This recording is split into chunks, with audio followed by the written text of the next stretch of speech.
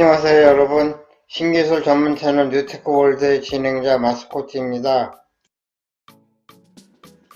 본 채널에서는 멀지 않아 우리의 일상의 판도를 바꿀 게임 체인저 신기술인 양자 암호통신과 양자 컴퓨터를 다룰 예정인데요.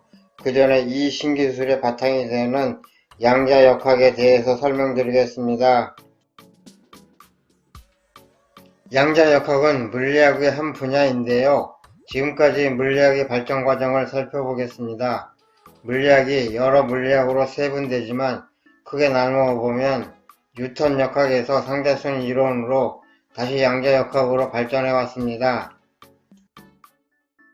고전 역학이라고 불리우는 뉴턴 역학에 이르기까지 역사적인 흐름을 살펴보면 17세기에 물리학의 관심은 태양계였고요. 17세기에 코페르니쿠스가 지동설을 제안했고요. 17세기에 브라헤가 행성에 대한 자료를 수집했고 17세기 케플러가 브라헤의 자료를 설명하는 행성에 대한 경험 법칙을 구했는데 왜 그런지는 몰랐습니다. 17세기에 뉴턴이 나와서 뉴턴 역학을 완성함으로써 왜 그런지 몰랐던 케플러의 경험 법칙의 이유를 모두 설명하여 해결합니다. 20세기 초에 아인슈타인은 특수 상대성 이론과 일반 상대성 이론을 완성함으로써 거시세계에서의 시간, 공간, 중력, 그리고 우주의 현상에 대해서 뉴턴 역학으로 설명되지 못한 문제점들을 모두 설명합니다. 그리고 양자 역학에 이르기까지 역사적인 흐름을 살펴보면 20세기 대상은 원자였습니다. 20세기에 톰슨과 러더포드가 원자 모형을 제안했고 20세기에 원자 내부의 스펙트럼에 대한 옹스트롬의 자료가 이미 나와 있었고요. 20세기에 리드버그와 보어가 옹스트롬의 자료를 설명하는 원자에 대한 경험 법칙을 구했는데 왜 그런지는 몰랐습니다. 20세기에 수많은 물리학자들이 양자 역학을 완성함으로써 왜 그런지 몰랐던 리드버그와 보어의 경험 법칙의 이유를 모두 설명하여 해결합니다. 우리 눈에 보이는 거시세계에서 우리 주위의 모든 자연현상은 뉴턴의 운동방정식으로 모두 설명된다고 합니다. 어떤 물체의 위치와 운동량을 알면 뉴턴 역학을 이용하여 과거, 현재의 모든 현상을 설명할 수 있고 미래까지 예측할 수 있습니다. 하지만 너무나도 작아서 우리 눈에 보이지 않는, 예를 들면 분자, 원자, 전자, 쿼크, 힉스 입자와 같은 미시세계에서는 뉴턴 역학으로 설명될 수 없는 현상들이 나타납니다.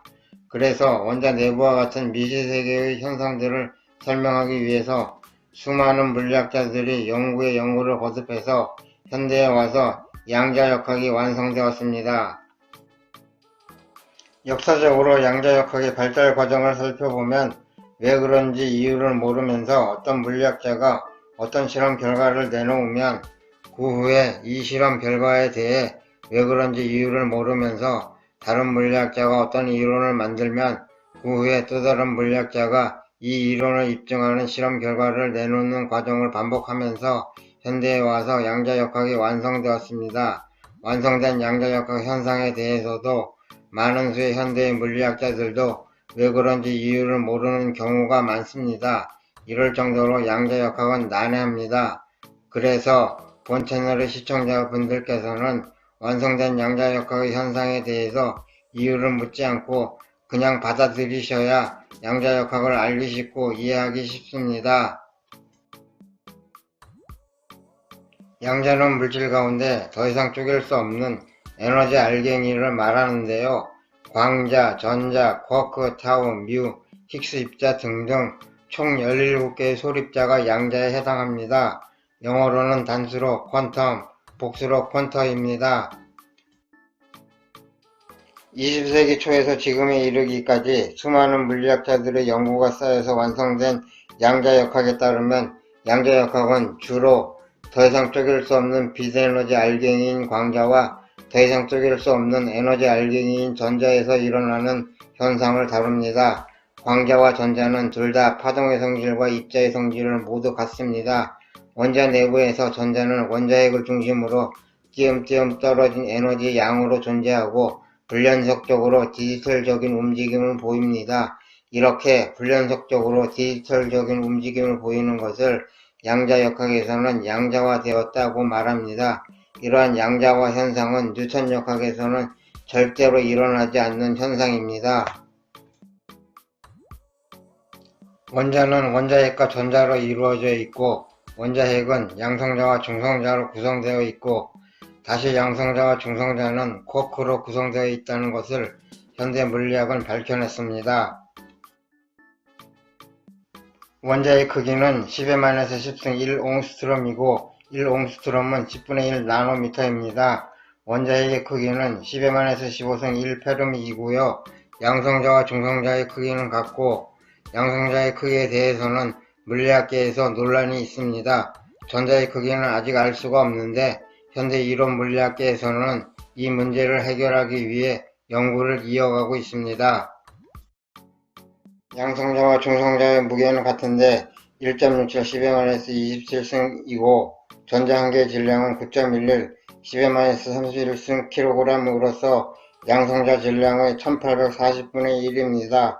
그래서 원자핵이 원자의 질량 대부분을 차지합니다. 양성자와 전자 한 개의 전하량은 1.602 10의-19승 쿨롱이고 부호는 반대입니다. 즉 양성자는 양의 전하량을 갖고 전자는 음의 전하량을 갖습니다. 중성자는 전하량이 없습니다. 수소 원자의 원자핵이 축구공이라고 가정하고 서울시청 앞 광장 한가운데 놔두면 전자는 수원쯤에 떠다니는 먼지 하나 정도입니다. 그리고 시청부터 수원까지를 반지름으로 하는 이 지역은 축구공과 먼지 하나가 차지하는 공간을 제외하면 텅 비어 있습니다. 그래서 원자의 대부분은 텅 빈 공간입니다. 양자역학을 근본적으로 이해하기 위해서는 빛과 전자의 특성에 대한 이해가 선행되어야 합니다. 우선 빛의 특성을 살펴보면 영국의 물리학자 맥스웰은 1864년 자신의 전자기 이론을 펼치면서 빛이 전자기적 파동, 전자기파라는 사실을 입증했습니다. 즉 빛은 파동이라는 것입니다. 독일의 물리학자 플랑크는 흑체에서 나오는 복사에너지가 플랑크 상수와 빛의 진동수의 정수배가 되어야 한다는 이론을 제기하면서 빛이 입자일 수도 있다는 이론을 1900년 10월 독일 물리학회에서 처음 발표했습니다. 그리고 아인슈타인은 1905년 빛을 입자로 보는 광량자설을 확립했습니다. 그래서 빛의 특성은 입자이기도 하고 파동이기도 한 이중성을 갖습니다. 전자의 특성도 살펴보면 1897년 영국의 물리학자 톰슨은 음극선 실험을 하던 중 원자보다도 대략 2000분의 1 작은 입자인 전자를 인류 역사상 최초로 발견하고 건포도 모양의 원자 모형을 발표함으로써 이때부터 전자가 입자라는 것이 알려졌습니다. 그리고 입자라는 것은 셀 수 있는 것이죠. 원자를 말할 때 전자의 개수를 이용하죠. 따라서 전자는 입자입니다. 1924년 프랑스의 물리학자 드 브로이는 양성자와 전자와 같은 물질도 파동의 특성을 가지고 있다는 물질파 이론 논문을 발표했습니다. 그래서 빛의 특성과 마찬가지로 전자의 특성도 입자와 파동이라는 이중성을 갖습니다. 양자역학은 물리량의 양자화와 입자와 파동의 이중성이라는 두 가지 사실 위에 성립되었다고 할 수 있습니다. 양자역학은 1900년에서 시작하여 1928년에 기본적인 틀이 완성됩니다. 그 과정을 연대순으로 간단하게 살펴보면 이렇습니다. 1900년 10월 독일의 물리학자 플랑크는 빛이 입자일 수도 있다는 이론을 독일 물리학회에서 처음 발표했습니다. 1905년 독일의 물리학자 아인슈타인은 빛이 입자라는 광양자 이론을 제시했습니다. 1913년 덴마크의 물리학자 보어는 원자핵 주위를 전자가 도는 원자 모형을 제시했습니다. 1924년 프랑스의 물리학자인 드 브로이가 전자가 파동이라는 이론을 제시했습니다. 1925년 1월 오스트리아의 물리학자 파울리는 네 번째 양자수인 스핀 양자수를 도입하고 베타 원리를 내놓았습니다. 1925년 7월 독일의 물리학자 하이젠베르크는 행렬역학을 제시했습니다. 1926년 1월 오스트리아의 물리학자 슈레딩거의 파동 방정식이 나왔고 1927년 2월 하이젠베르크의 불확정성의 원리가 나왔습니다. 1928년 영국의 물리학자 폴 디렉은 디렉 방정식을 제시하고 반물질을 예측했습니다. 1900년 플랑크가 흑체에서 나오는 복사 에너지가 특정한 상수인 플랑크 상수와 빛의 진동수의 정수배가 되어야 한다는 양자 가설을 제기한 것이 양자 역학의 출발점이 되었습니다. 1905년 아인슈타인은 광전 효과를 설명하면서 빛이 입자라는 광양자 이론을 제시하면서 양자 역학의 토대를 만들었습니다. 1913년 보어는 두 가지 가정을 제시한 원자핵주의를 전자가 도는 원자 모형을 내놓았는데 첫 번째 가정은 원자 내의 전자는 양자화된 에너지 준위만을 돌아서 전자가 원자핵을 돌고 있음에도 에너지를 잃고 원자핵으로 추락하지 않는다는 것이고, 두 번째 가정은 전자가 한 에너지 준위에서 다른 에너지 준위로 점프하는 양자도약을 한다는 것이었습니다. 이 가정은 수소 원자 선 스펙트럼의 결과와 정확히 일치하여 양자 역학을 한 단계 발전시켰습니다. 1924년 드 브로이는 빛뿐만 아니라 전자나 양성자와 같은 물질들도 파동이라는 물질파 이론을 제시하면서 전자를 원자핵 주위에 갇혀있는 정상파로 표현할 수 있다고 설명했는데, 파동은 공간에 갇혀있을 때 정상파라고 하는 특별한 상태를 이룹니다. 전자가 정상파를 이룬다는 것은 첫 파동의 시작점과 마지막 파동의 끝점이 딱 맞아 떨어져 있어서 파동이 한정된 공간 안에 갇혀서 제자리에서 진동하는 형태를 말합니다.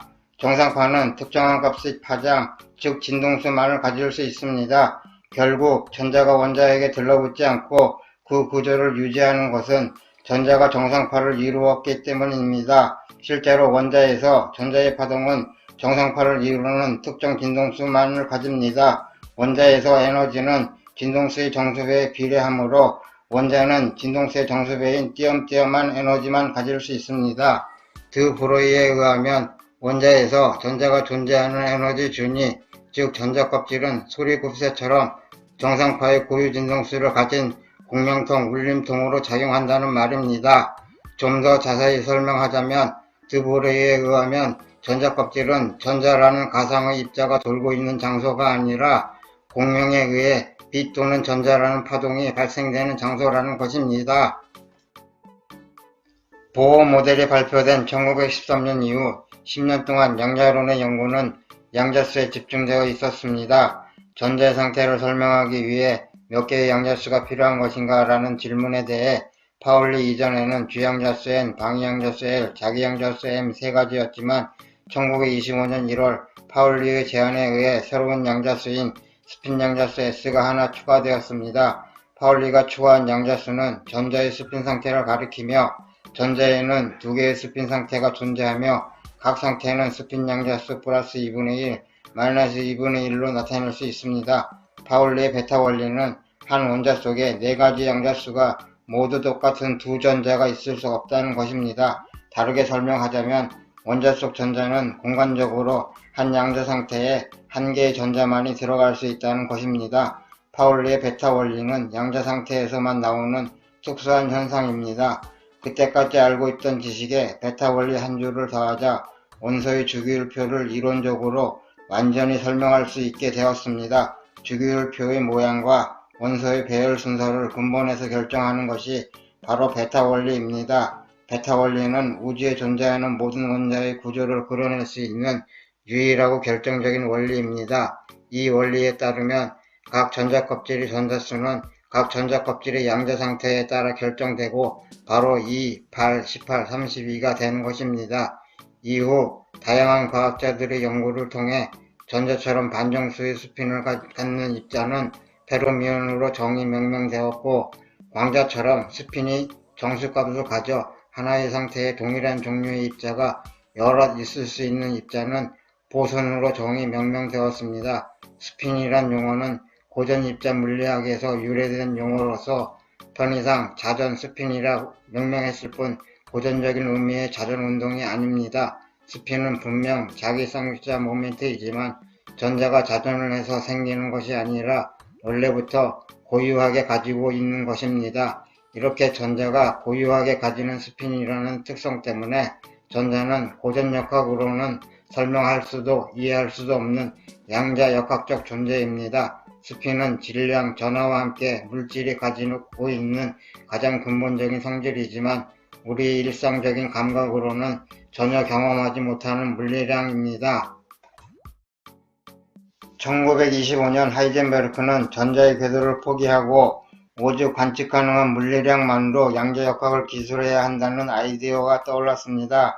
우리가 전자에서 알 수 있는 것은 원자 속의 전자가 방출하는 빛의 스펙트럼의 고유진동수와 세기, 전위진폭일 뿐이므로 하이젠베르크는 실제로 측정되는 양인 고유진동수와 전위진폭을 계산하는 일에만 관심을 집중해서 모든 항에서 에너지 법칙이 타당한 것으로 증명되는 완전한 수학적 구조를 얻었습니다. 그런데 하이젠베르크의 수학식은 물리량식 두 개를 곱해 새로운 물리량을 만드는데 곱하는 순서에 따라 답이 달라지는 경우가 나타났습니다. 다시 말해 AB = BA인 곱셈의 교환 법칙이 성립하지 않는 AB ≠ BA로 나타난 것입니다. 하이젠베르크의 이 논문은 1925년 7월에 발표되었습니다.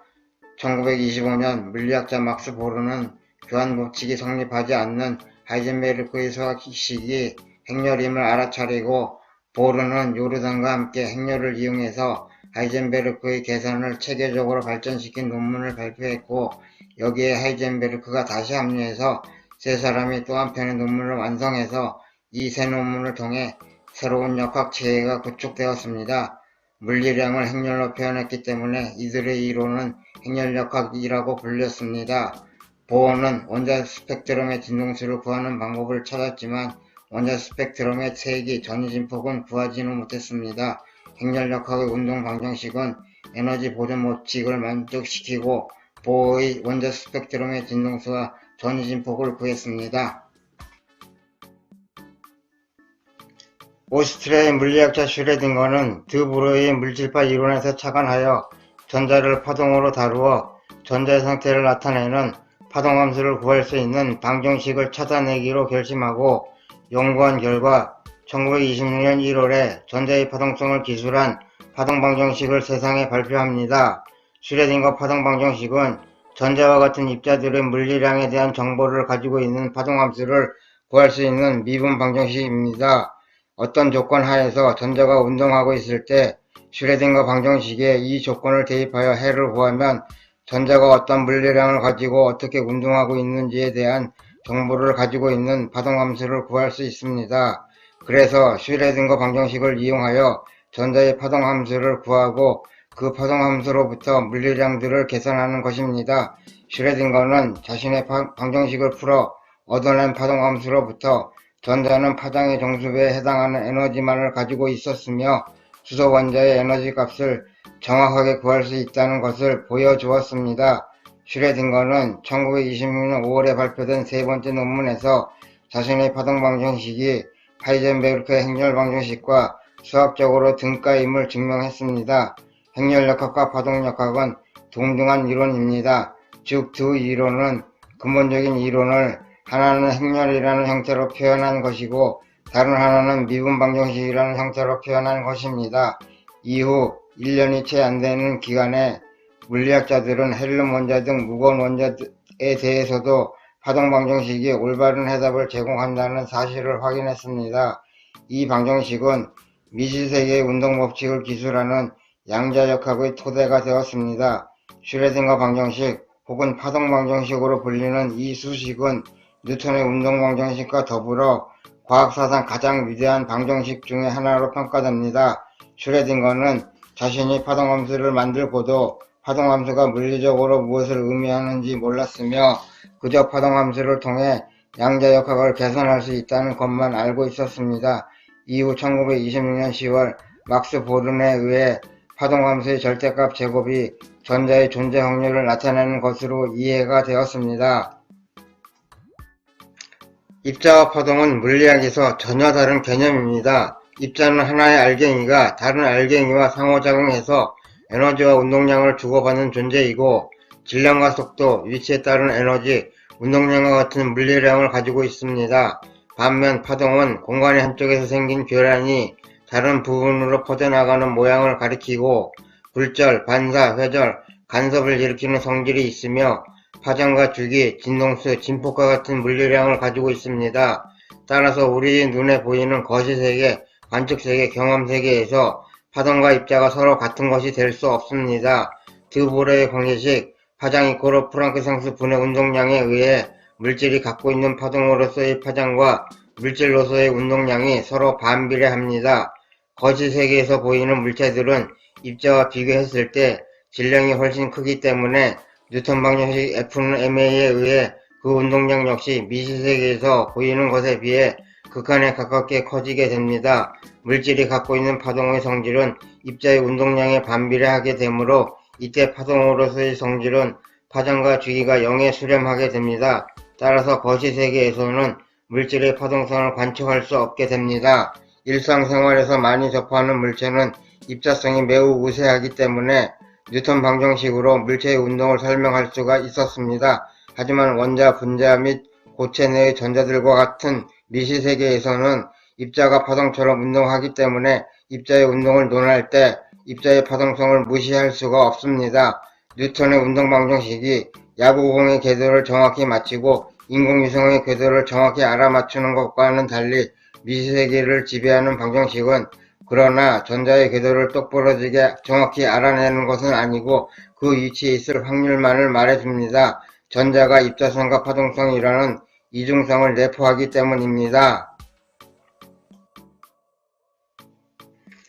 원자에 대한 현대적 이해는 독일의 물리학자 하이젠베르크의 통찰과 더불어 시작되었습니다.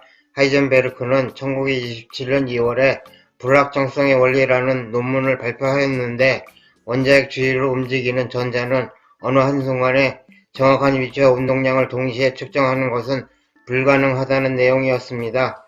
즉, 원자 안에서 전자는 광속에 가깝게 아주 빠르게 운동하는 입자이자 파동인데 그 위치와 운동량을 동시에 알 수 없다는 것입니다. 위치를 정확하게 알면 운동량을 알 수 없고 운동량을 정확하게 알면 위치를 알 수 없다는 것이었습니다. 거시세계에서는 날아가는 야구공의 위치와 운동량을 동시에 정확히 알 수 있지만 미시세계에서는 전자의 위치와 속도를 동시에 정확히 알 수가 없다는 의미입니다. 측정 기술의 문제인가 라고도 할 수 있는데 그렇지 않고 입자 자체의 성질이라고 본다고 하네요. 만약 어떤 이론적인 값이 측정값보다 항상 작다면 이러한 한계는 물리적 성질 때문이지 측정 장치나 측정 기술 때문이 아니라는 것입니다. 다시 말해 불확정성 원리는 측정 때문에 생기는 것이 아니라 측정하고자 하는 입자 자체가 가지고 있는 물리적 성질에 기인한다는 것입니다. 전자가 파동의 성질을 가지기 때문에 불확정성 원리가 나왔다고 하네요. 파동은 공간으로 퍼져나가기 때문에 파동의 위치는 정확하게 결정되지 못한다고 하네요. 전자의 파동성으로 인해 전자의 위치와 운동량 사이에는 불확정성 관계가 성립한다고 합니다. 하이젠베르크는 전자의 공존 궤도는 상상일 뿐 실제로는 관찰될 수 없다고 보았습니다. 불확정성 원리에 의거하면 핵 주위로 움직이는 전자의 움직임을 정확하게 예측할 수 없습니다. 따라서 전자가 정해진 궤도에 따라 핵 주위를 돈다는 보어의 가설은 틀린 것입니다. 흔히 전자가 원자핵 주변을 도는 것으로 생각하는 사람이 많으나 정확히 말하면 전자는 그냥 원자핵 주변에 광속에 가깝게 빠르게 움직이면서 존재해 있는 것입니다. 전자에게 있어서 정확한 위치라는 것은 애초에 존재하지 않으며 우리가 빛을 쬐어 전자를 측정하는 순간 그 위치가 특정 값으로 주어지는 것일 뿐입니다. 전자의 위치를 정확히 측정했을 때 전자는 입자처럼 보이고 파동의 성질은 완전히 사라집니다. 반대로 파동처럼 행동하는 영상을 잡으면 입자의 모습은 완전히 사라집니다. 특히 파동함수의 중첩을 통해 서로 다른 상태가 섞이지만 관측할 때는 이들 중 한 상태만 관측 가능합니다. 전자는 입자로도 존재하고 파동으로도 존재합니다. 입자와 파동 두 가지 모두가 존재하지만 실제 관찰하는 과정에서는 한 가지 성질만 보입니다. 1927년 9월 꼬모학회에서 보어는 불확정성 원리와 양자 이론에서의 측정에 관한 역할, 파동함수와 보른의 확률적 해석 등을 포함하는 양자역학의 기초를 발표했습니다. 입자적 성질과 파동적 성질이 모두 융합된 이 해석을 코펜하겐 해석이라고 부릅니다.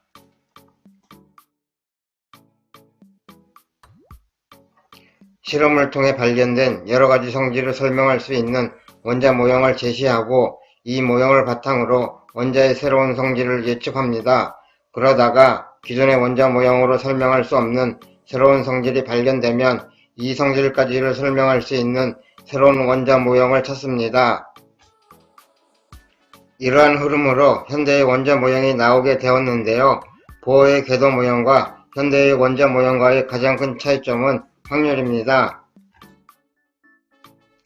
현대의 원자 모형에서는 하이젠베르크의 불확정성 원리에 의해 원자핵 주위의 전자의 위치와 운동량을 동시에 아는 게 불가능하므로 원자핵 주위에 전자가 어떤 운동을 하는지 어디에 있는지에 대해 정확히 알 수 없으며 단지 원자핵 주위 공간상에서 전자가 존재하는 확률만을 알 수 있다고 합니다. 슈레딩거 파동 방정식의 해인 파동함수의 제곱값은 양자역학적으로 확률이라는 의미를 가집니다. 즉, 파동함수의 제곱값은 특정한 지점에서 전자가 발견될 확률입니다. 전자는 끊임없이 움직이는데 전자가 많이 지나간 지점일수록 전자가 발견될 확률이 높고 각 지점에서의 전자 발견 확률에 따라 점을 찍어보면 마치 전자가 구름처럼 나타난다고 해서 전자구름 모형 또는 오비탈 모형이라고 합니다. 정리를 해보자면 현대의 원자 모형은 전자가 존재할 수 있는 확률의 분포 모형으로서 전자구름 모형 또는 오비탈 모형이라고 합니다. 다전자 원자의 선 스펙트럼을 정밀하게 분석해보면 선이 수소선 스펙트럼처럼 띄엄띄엄 존재하지 않고 선이 따닥따닥 붙어있기도 하였습니다. 즉 하나의 전자 껍질 내에 서로 다른 에너지 크기를 갖는 전자가 존재한다는 것입니다. 이 현상은 보어의 원자 모형으로 설명하기 힘들었습니다. 다전자 원자 모형 선 스펙트럼의 여러 개의 선과 미세 구조를 설명할 수 없는 한계를 극복하기 위해 현대의 오비탈 모형을 도입하게 되었습니다. 오비탈 모형은 1926년 막스 보른이 처음 고안하게 되었는데 슈레딩거의 파동함수를 제곱한 식을 전자의 확률 밀도식으로 해석한 것이 시작점이 되었습니다. 오비탈 모형은 기존의 보어 모형에서 착안하여 전자껍질 이론을 적용하되 다전자 원자에도 적용되도록 전자껍질 내에 오비탈이라는 방을 도입한 모형이라 할 수 있습니다. 오비탈은 전자가 들어있는 방을 뜻하기도 합니다. 오비탈이라는 방에는 전자가 최대 2개까지 들어가며 스핀의 방향은 반대가 되어야 합니다. 특히 기존의 원자 모형과 달리 하이젠베르크의 불확정성 원리를 따라 전자를 확률 밀도로 표시하기 위해 점으로 표시하는 것을 볼 수 있습니다. 그래서 오비탈 모형을 전자구름 모형이라고도 합니다. 오비탈은 세 가지 양자수에 의해 결정되는 슈레딩거의 파동함수라는 수학적 표현이기는 하지만 보른이 해석한 대로 이 함수로부터 전자를 발견할 확률 분포를 알 수 있으며 전자가 발견될 수 있는 확률 분포가 90%인 공간을 3차원 공간 경계면 그림으로 나타낸 것을 현대의 원자 모형인 전자구름 모형 또는 오비탈 모형이라고 합니다.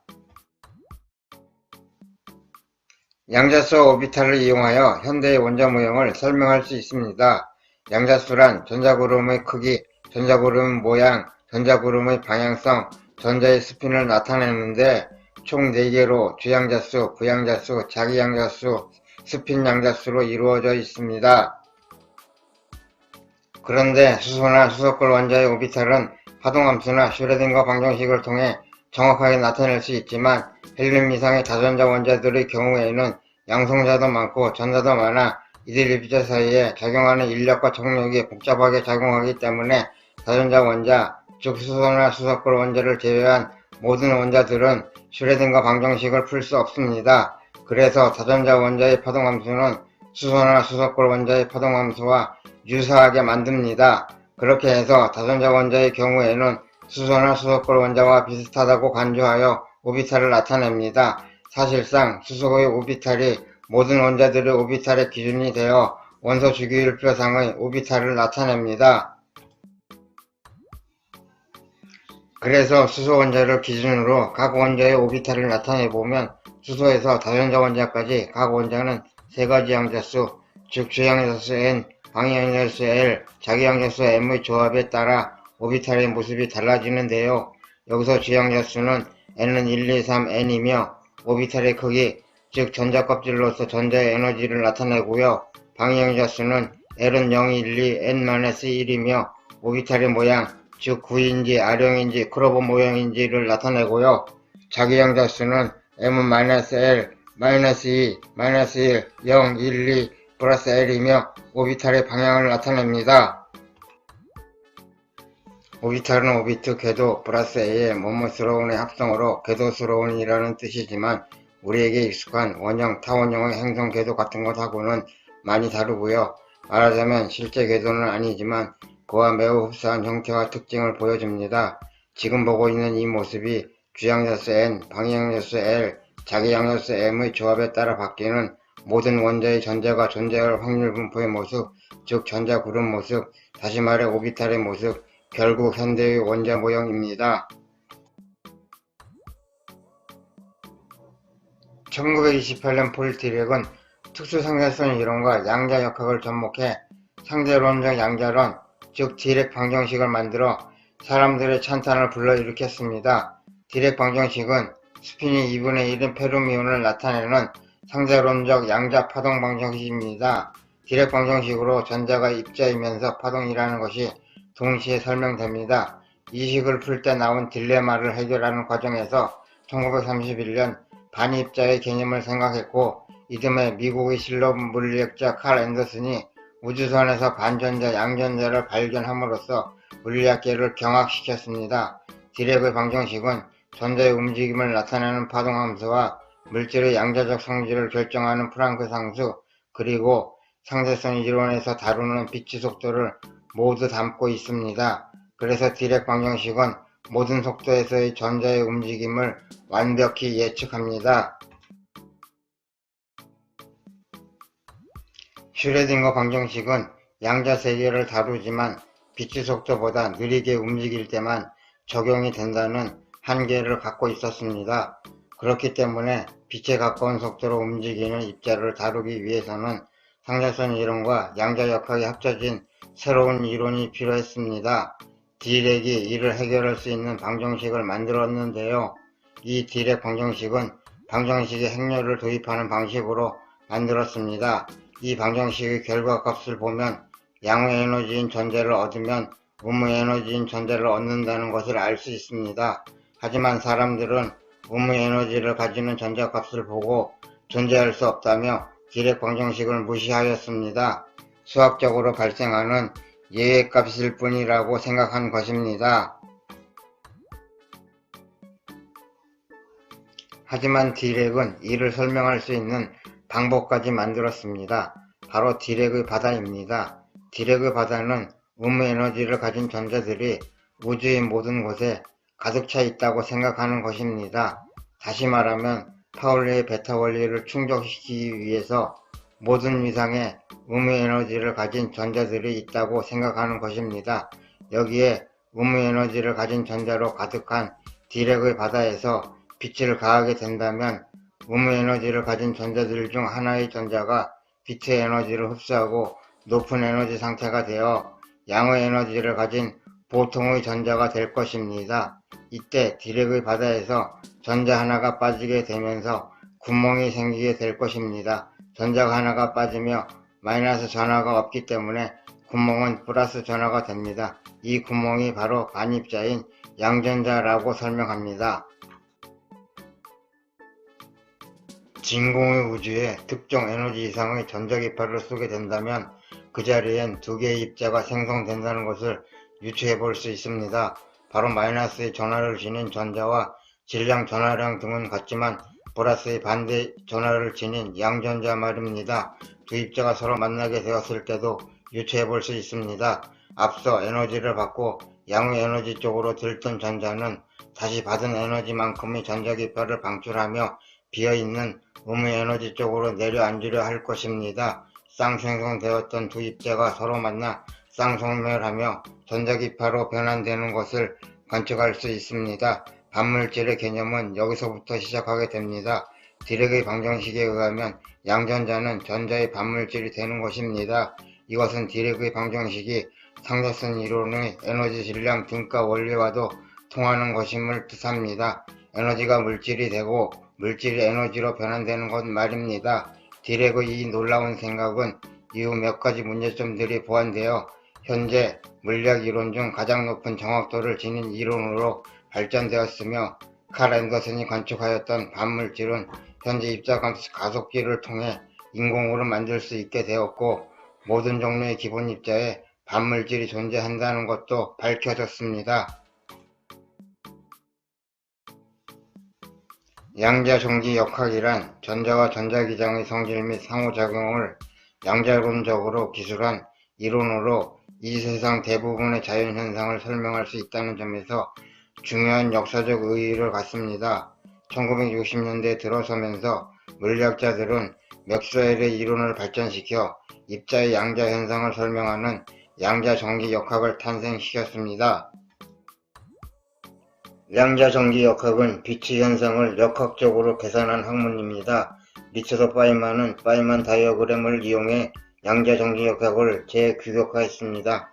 파이만 다이어그램은 입자들의 상호작용이 어떤 힘에 의해 어떻게 일어나는지를 직관적으로 알게 해주는 도표입니다. 이 도표를 통해 전자의 상호작용을 쉽게 이해하고 복잡한 계산을 단순하게 할 수 있습니다. 실험으로 증명할 수 없어 그동안 가설과 개념 수준에 머물렀던 양자법칙은 파이만의 도형과 경로적분 방정식을 통해 검증된 것입니다.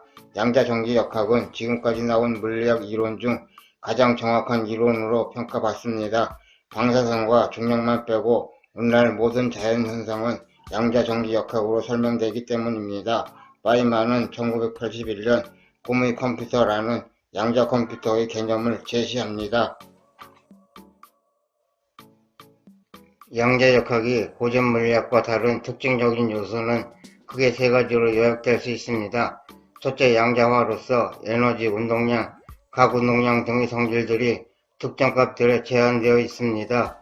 둘째, 파동 입자의 이중성으로서 미시적인 현상에서는 파동의 특성과 입자의 특성이 동시에 관찰됩니다.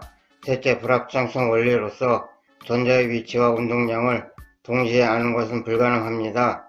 양자역학은 미시세계뿐만 아니라 고전역학을 완전히 포함하는 더 일반적인 이론입니다. 정량적으로 위치와 운동량의 곱 또는 서로 켤레가 되는 물리량의 곱이 플랑크 상수 정도의 크기를 가질 때 양자효과가 드러납니다. 원자 내부의 전자들은 구름이 퍼져 있는 것처럼 원자 내부의 여러 부분에 동시에 존재할 수 있는 파동과 같은 상태로 존재합니다. 원자 내에 있는 전자는 수박씨와 같이 작은 점이 아니라 파동과 같이 퍼져서 여기도 저기도 존재할 수 있는 확률이 됩니다. 미시세계에서는 하나의 전자가 두 개의 슬릿을 동시에 통과할 수 있습니다. 미시세계에선 이런 해결 일이 분명히 벌어지고 있습니다. 전자는 두 개의 구멍을 동시에 지나갑니다. 이것은 전자가 파동의 성질을 갖기 때문입니다. 양자이론의 연구 영역은 원자조차도 거대해 보이는 아원자 세계를 들여다봐야 하며 매우 작고 매우 빠른 입자들의 세상이라고 말할 수 있습니다. 입자가 원자 수준이 되면 양자 현상을 보이기 시작합니다.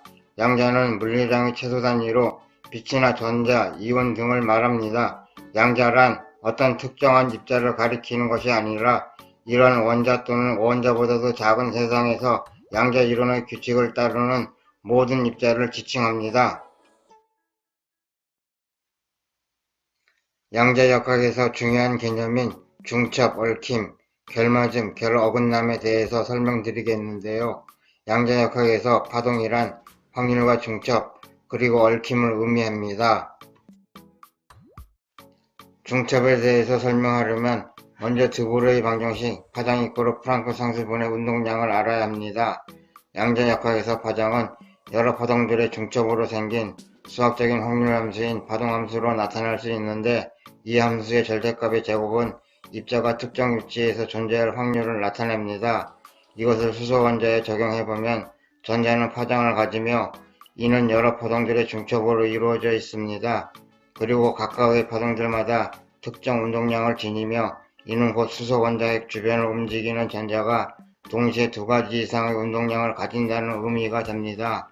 이를 중첩이라고 하며 우리가 관측하는 순간에는 파동함수의 확률을 통해 이러한 수많은 운동량 중 한 가지 운동량으로 결정이 됩니다. 이해하기 쉽게 설명하자면 양자의 상태는 우리가 눈으로 관측하기 전까지 알 수 없으며 그만큼 하나의 양자는 여러 상태를 동시에 가질 수 있다는 것이 중첩입니다. 코펜하겐 해석에 의하면 양자계에 가능한 모든 상태를 중첩하고 있는 확률 파동은 관측에 의해 단 한 가지 가능성만 남고 나머지는 즉각 붕괴됩니다. 코펜하겐 해석에 의하면 전자총에서 발사된 하나의 전자는 왼쪽 슬릿을 통과한 상태와 오른쪽 슬릿을 통과한 상태가 겹쳐져서 간섭을 일으킵니다. 그것이 스크린에서 관측될 때는 파동의 수축에 의해 어느 한 점에 발견되고 이것을 몇 번 반복하면 전자가 발견된 위치의 흔적은 간섭 무늬 모양이 됩니다. 양자 얽힘은 중첩과 크게 다르지 않습니다. 중첩이 공간상으로 떨어져 있는 둘 이상의 양자계에 일어난 경우를 얽힘이라 합니다. 두 개의 전자가 얽혀 있다고 하고 이 얽혀 있는 두 개의 전자들을 분리해 보면 분리된 전자들은 스핀업, 스핀다운 두 가지 양자 상태를 가지는 중첩된 상태가 될 수 있으며 얽혀 있는 한쪽의 전자의 스핀이 업이라면 얽혀 있는 다른 한쪽의 전자의 스핀은 다운을 갖는다는 것입니다. 예를 들어 중첩된 상태에 있는 전자 한쪽을 지구의 실험실에 중첩된 상태에 있는 다른 전자 한쪽을 아주 멀리 안드로메다 은하까지 보내놓으면요. 이때 지구에 남은 전자 한쪽을 관측하는 순간 파동함수는 붕괴되고 확률에 의해 지구에 남은 전자의 양자 상태가 결정되는데 특이하게도 그 순간 안드로메다 은하의 전자 한쪽의 양자 상태도 결정됩니다. 지구에 남은 전자의 스핀이 업이라고 확인하는 순간 안드로메다 은하의 전자의 스핀은 다운이 되고 그 반대도 마찬가지입니다. 결맞음은 양자 상태의 파동 특성에서 간섭 현상을 볼 수 있는 상태를 말하는데요.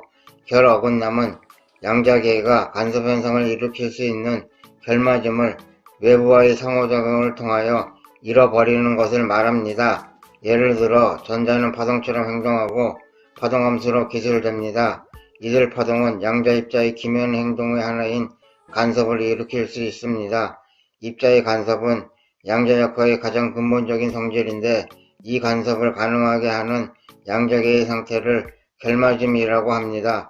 그런데 이런 상태가 관측과 같은 외부와의 상호작용에 의해 깨지고 결국 양자적 특성을 잃는 과정을 양자 결 어긋남이라고 부릅니다. 미시계는 결맞음 상태에서 중첩된 상태로 존재하다가 주변 환경과의 상호작용을 통해 결 어긋난 상태로 돌입하고 이 순간 고전 물리학 서술이 가능한 거시기가 된다는 것입니다. 결 어긋남은 1970년 독일의 물리학자 디터 제에 의해 제안되었고 1980년대 이후 활발하게 연구되고 있습니다. 강력, 양력, 전자기력은 양자역학과 양자장 이론을 통하여 기술되고 있습니다. 현재 중력만이 양자역학적으로 설명하지 못하고 있습니다. 중력을 양자역학적으로 설명하려는 이론을 양자중력 이론이라고 하는데요. 양자중력 이론에는 여러 가지가 있는데요. 그 중에 촉근이론과 고리 양자중력 이론이 있습니다. 촉근이론은 양자역학을 출발점으로 삼아 일반 상대성 이론을 포섭하려는 전략이고 반대로 고리 양자중력 이론은 아인슈타인의 일반 상대성 이론에서 출발해 양자세계를 통합하려고 하는 것입니다. 그 밖에 미해결 현대 자연과학의 과제가 인터넷에서 찾아보면 100여 가지가 있는데요.